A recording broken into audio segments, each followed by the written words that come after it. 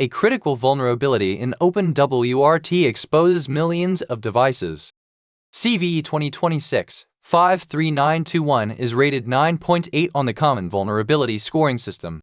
This critical vulnerability is identified in OpenWrt. It enables unauthenticated remote code execution.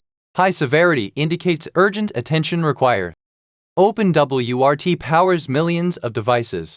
It is used in routers, Internet of Things devices, and more. Widespread adoption increases risk exposure. Millions could be affected due to widespread usage. Dynamic Host Configuration Protocol for IP6 is known as DHCPv6. It assigns IP addresses and configuration settings. DHCPv6 is essential for network management. There is a flaw in ODhcpd's response handler. This vulnerability allows writing past a 512-byte buffer. It results in stack overflow and code execution. This critical design flaw can lead to severe consequences.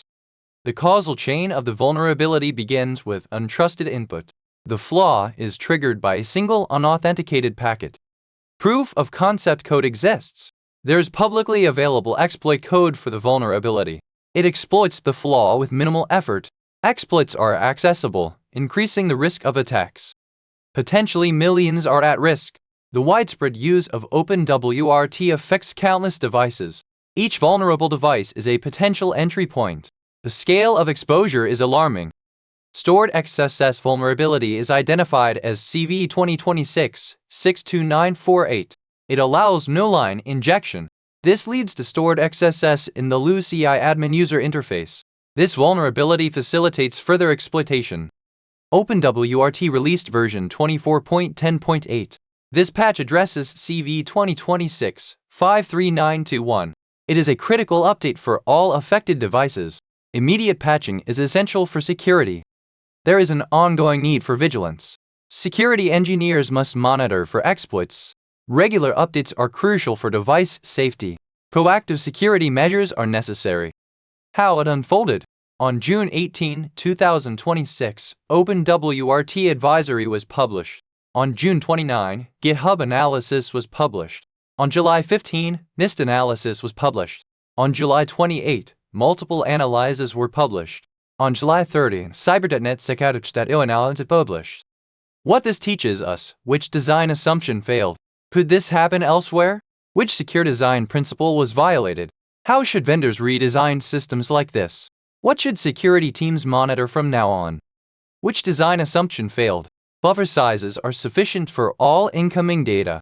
Crafted DHCPv6 requests exceeded the fixed 512-byte stack buffer. Input data can be safely processed without extensive validation.